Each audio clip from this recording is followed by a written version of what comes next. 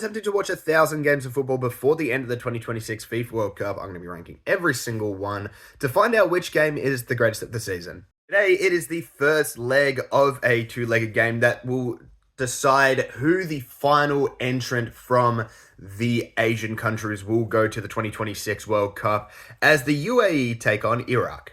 I probably could have explained that a bit better, but nonetheless, a two-legged playoff game between UAE and Iraq, the winning team going through to the World Cup.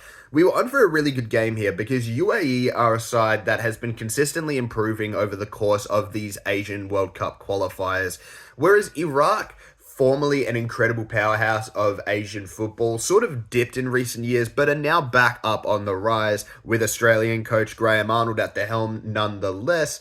I was really hoping that we'd get some interesting sort of talking points from today's game, and I think we definitely did. Now, the action would start off quick for both sides, as Iraq would take the opening goal in the 10th minute.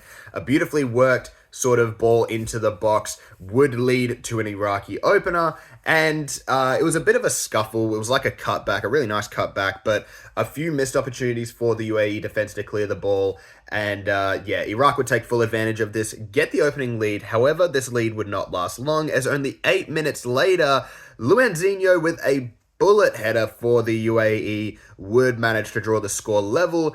And despite some chances for both sides, including some brilliant heroics from UAE goalkeeper Khalid Iesa, we would go into the halftime break at 1-1.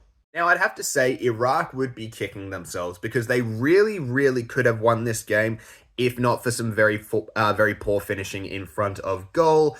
And unfortunately for the UAE, they weren't able to capitalize on this. They took a lot of long-range efforts, most of which were off target, but the ones that were on target did tend to be good shots. But like I said, they took them from range and didn't really create any sort of huge goal-scoring chances to take advantage of. And outside of some nice crosses, the UAE really didn't have much in terms of sort of progressive play, while Iraq did have a lot better luck in terms of actually creating chances. Their finishing really let them down.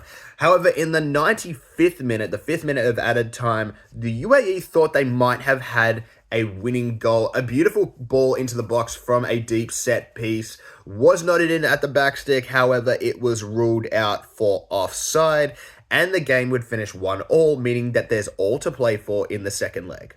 Overall, this game was pretty decent, but maybe just lacked a little bit more. Maybe a few more goals here and there obviously would have improved it, but overall it wasn't that bad of a game. I'm, however, going to rate it a 4.6.